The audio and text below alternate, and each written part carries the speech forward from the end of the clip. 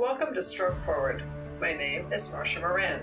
For the next 40 minutes or so, we are going to talk about things that stroke survivors, or any brain injury survivor, deals with.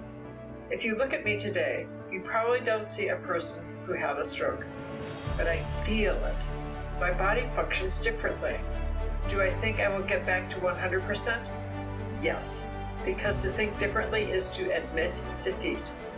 We will talk to all sorts of people who have been there, from survivors to caretakers to doctors, nurses, therapists, friends, and family who have seen us at our weakest. They have cheered us with their victories, no matter how large or how small.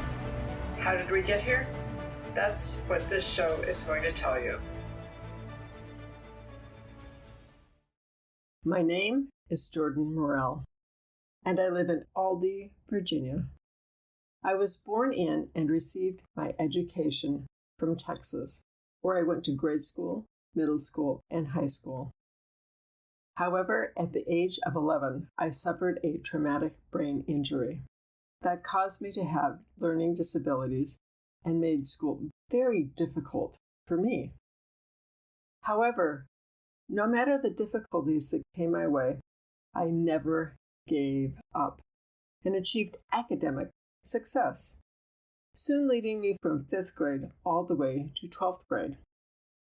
Then, after graduating in 2012, I attended one semester at Tarrant County College.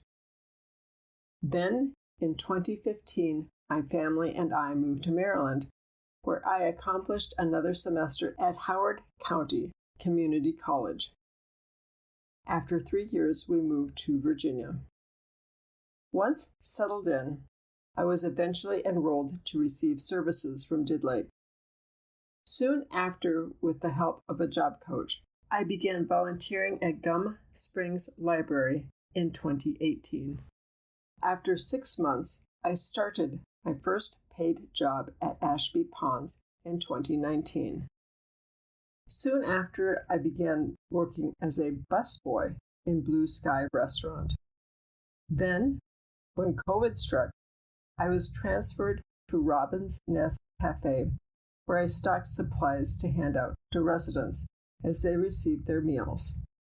However, I still did certain duties for Blue Sky as well.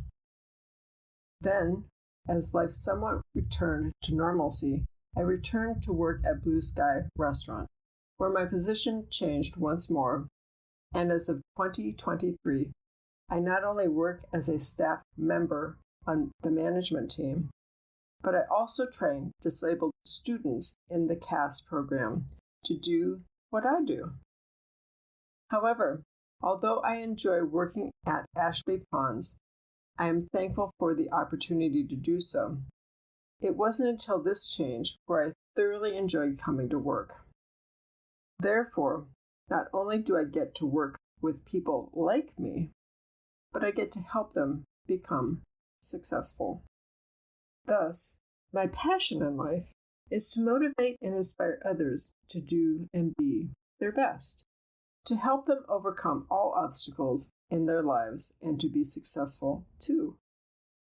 Therefore, the life I've lived as a TBI survivor with disabilities of my own has not only made me very appreciative of the many people that have helped me make it this far, but has caused me to want to give the same love and motivation back.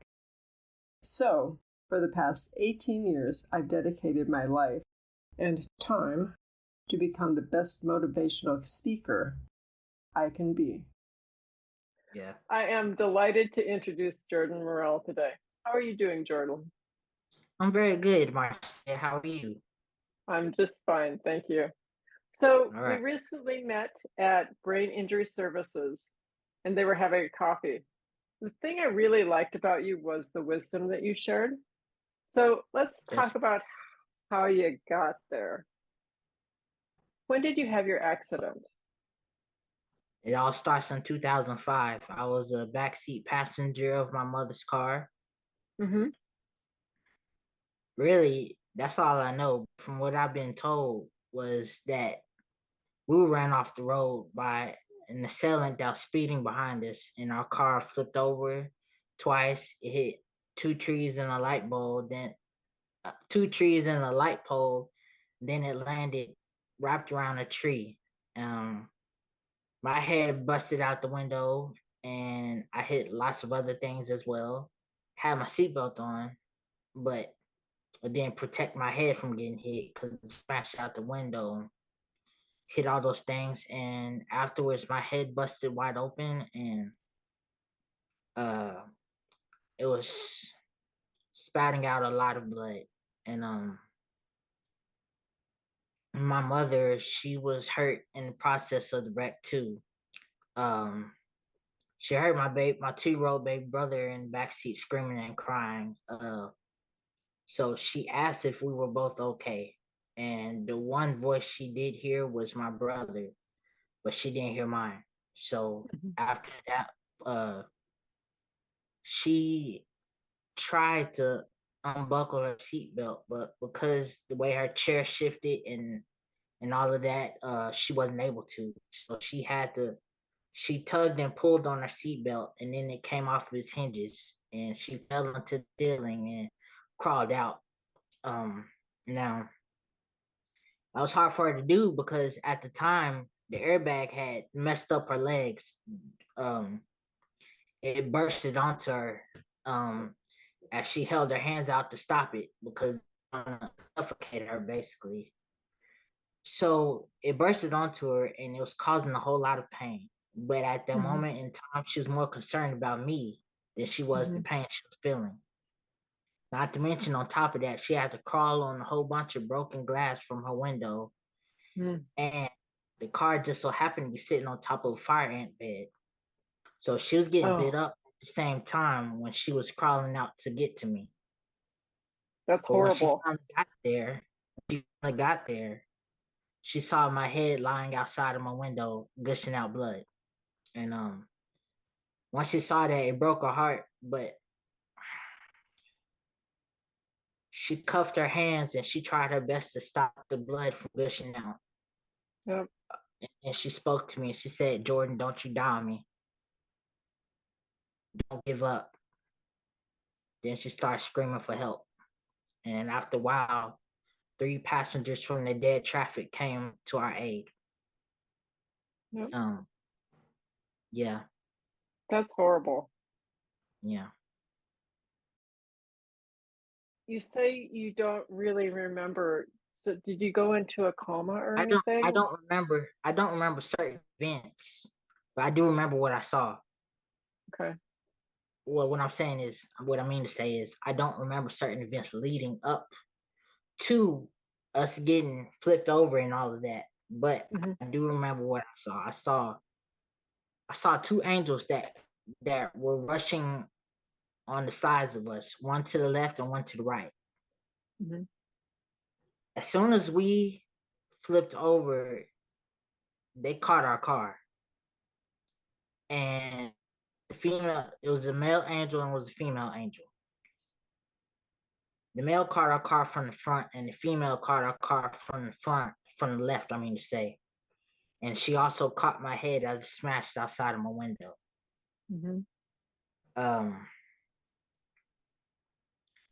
And as she was holding my head in her hand, I saw her as I was slowly beginning to fade out of consciousness. And once that was done, I was looking at her face and she was looking into my eyes. And I heard her voice, even though she wasn't moving her lips. She told me everything was going to be okay. And with that being said, I just closed my eyes. Wow. And I guess, after that, I lost consciousness and that was it. Yeah.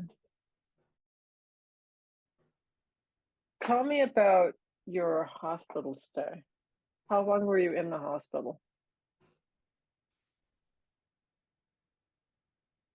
Well, at top of my mind, I really don't know because I was in a coma for 2.5 months, and I want to say I was there for the rest of that year. Okay. Yeah, long journey though, really was. Yep. Cause I went through certain stages of my healing Yep. that made it hard and made it difficult for them to determine how long I was gonna have to be there. Yep. Basically, it's when you are in a state of partial awareness instead of being awake. Yep. So I'm there, but not really because I'm still kind of sleeping, even though my eyes are open. Mm-hmm. So I was in that state for 2 to 3 weeks after I woke up from my coma. Mm-hmm. Then after that, I I was just I was in my bed, My Mm-hmm. eyes would open from time to time, but then after that was done, I would go back to sleep. Mm-hmm. So I was there and then I wasn't there. And after a while, my eyes would stay open longer. I would be awake for longer amounts of time. Mm-hmm.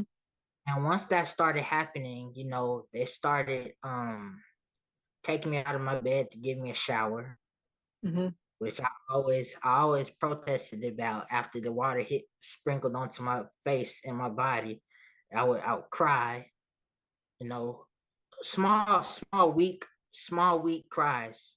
Um, but it only meant that I was coming out of my coma more and more and more. Mm-hmm. Plus, I needed a shower because my body was smelling really bad. Um, and the more and more they started sitting me up in my bed over and over again, I got used to it and I started doing it myself. Mm-hmm. And once that happened, I was able to be put into a wheelchair. And they'll strap a belt around my waist to my back, on the back of my wheelchair, I mean to say. Mm-hmm. And it helped me to sit up, and it was building muscles on my back so that I could sit up on my own. Yep. Then once that happened, they would wheel me out of my room and I would get to see where I was living at now, Mm-hmm. basically. Mm-hmm. And the more and more I woke out of that state that I was in, they started explaining to me why I was there and what was going on, what was taking place. Now, I can't really say that I was listening to them or that I was just forgetting what was being said, because eventually, as time passed, I kept asking questions. Why am I here? Yep. You know, um, there were times when I would scream for my mother and I'll tell her my head hurt because I was reliving that single moment in time when my head smashed out the window and all of that.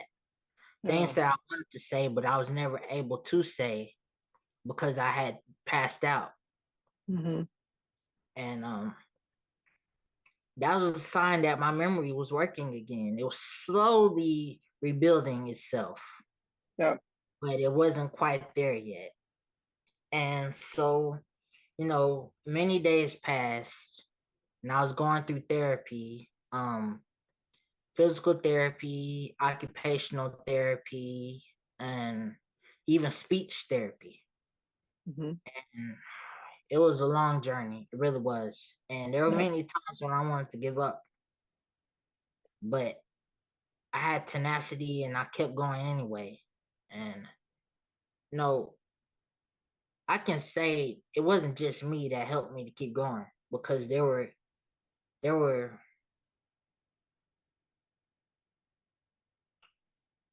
were three people there that only I could see.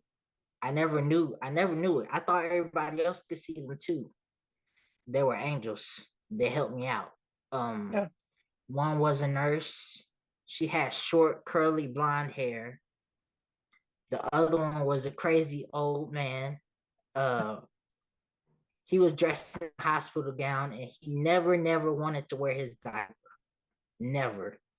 Every time he came out, he was acting crazy, running away from these two nurses that were trying to put the diaper on him.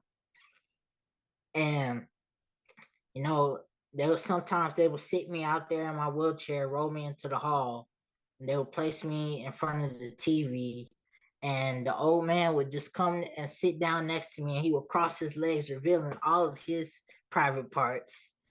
And he would just sit there and just look at me, moving his mouth, because he didn't have no teeth.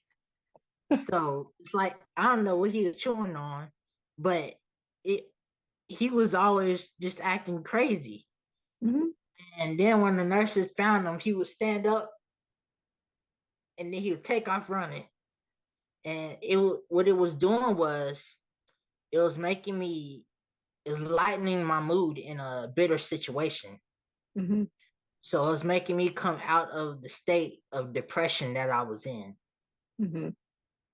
And as that happened, I began to notice another presence that was always by me, but I never paid too much attention to it.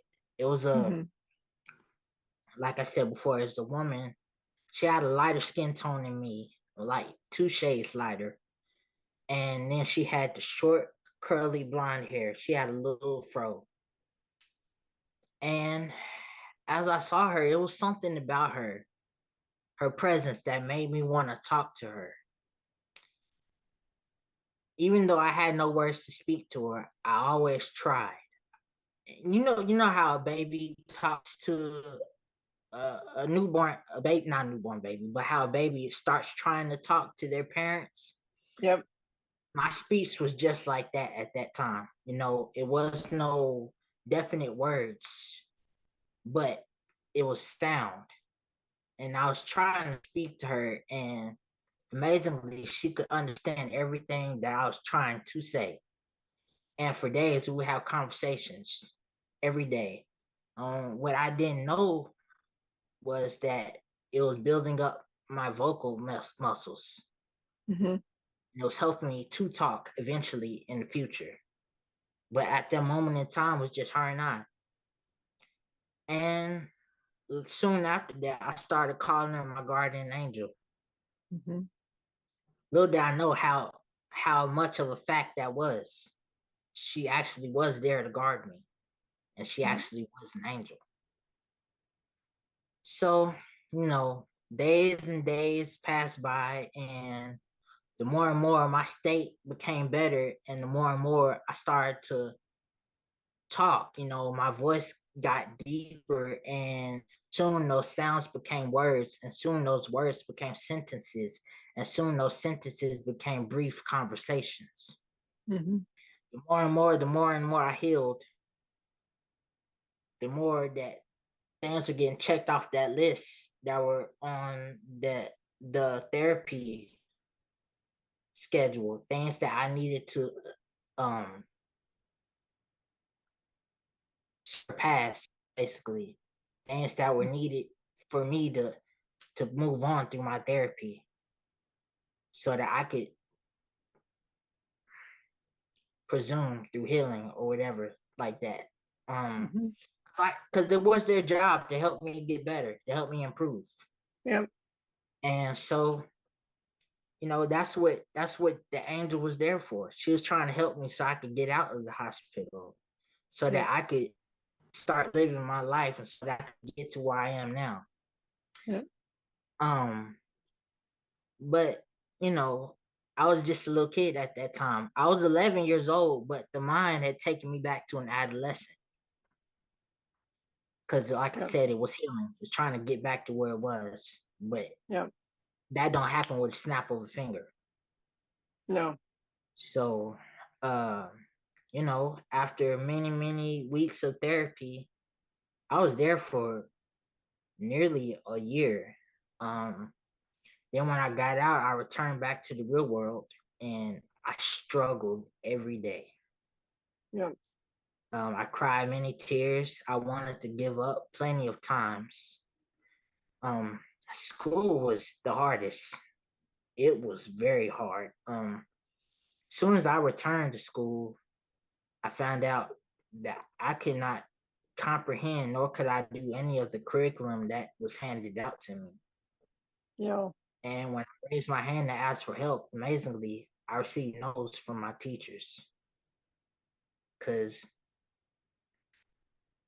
they thought inside their mind they didn't know how to help me because they could see that I was struggling, that I was way behind all of my classmates. Mm-hmm. What I used to excel at and make straight A's or B's in, I was now making C, D's, E's, and F's. And, they didn't know how to help me because they weren't trained to help somebody with disabilities Yep. or somebody that needed special ed.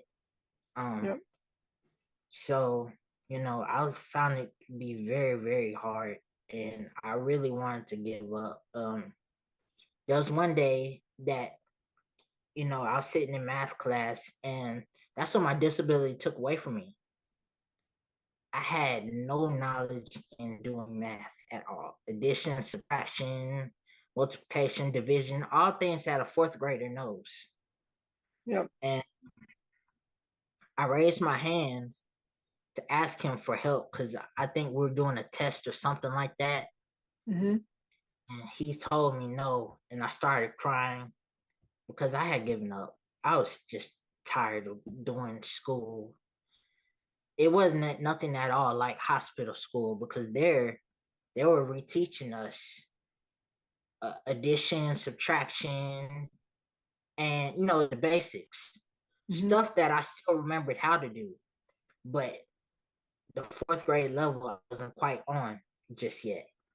Mm-hmm. So when I returned to school, fifth grade, and I got back home.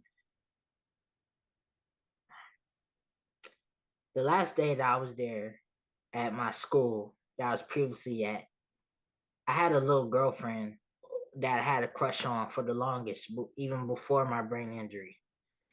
She pulled me aside, her and her girlfriends. She told me that she was breaking up with me, and she said it was because I was retarded. And then Oh she started my. making fun of me. Started making fun of me in front of her friends, and not one single one of them. They were my friends as well too. And I had the boys there. They was all around too. She made fun of me in front of them, and not a single one of them stood up for me or said anything in my defense. They all That's stood with terrible. their heads down. They all stood there with their heads down, and they were looking sad, but looking sorry and pitiful for what I was going through. But not seeing one of them said anything to her about the way she was acting towards me. So I just walked away from that situation. And I was feeling hopeless. School wasn't working out for me, and I had no friends. That's how I took it. And when my mother picked me up and we were traveling back home, I told her how much I hated school and that I didn't want to go back. And she knew my worries because she could feel it in my soul because I was crying and I was so sad. So after that day, that was my last day at that school. I had been there for so long too, at least 3 years. Mm-hmm. And started looking for others that would cope with my injuries and that would help me progress instead of holding me back. And we finally found some schools, and I am now because of that. So Please join us in section 2 of Jordan's podcast as he explains how he transitioned from depression to being happy. Thank you for listening to Stroke Forward Podcast. If you enjoyed the podcast, please like it on Facebook, LinkedIn, or anywhere else you heard it. If you want a copy of Just Say Yes to Life, please order it from Amazon.com. The proceeds go to Stroke Awareness Oregon, an amazing nonprofit that educates about stroke causes, prevention, and treatment options. The book, Stroke Forward, is also available on Amazon.com.